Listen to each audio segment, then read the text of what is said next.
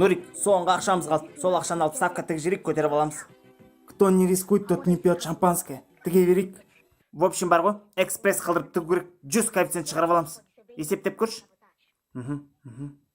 Жыбы шығады. Все, есептеп қойдым. Точно көтеріп аламыз. Кеттік, жүр.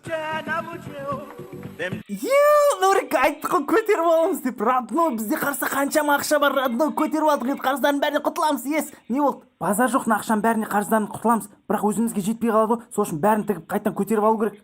Ай, Нурик, ақшаң бар ғой, нам бәрін тігеміз, екі есе көтеріп аламыз. Қарыздан бәріне құтыламыз, машина аламыз. Өзімізге де жетеді, бәріне жетеді. Қадалдық ба? Қадалдық? Иә. Қадалдық!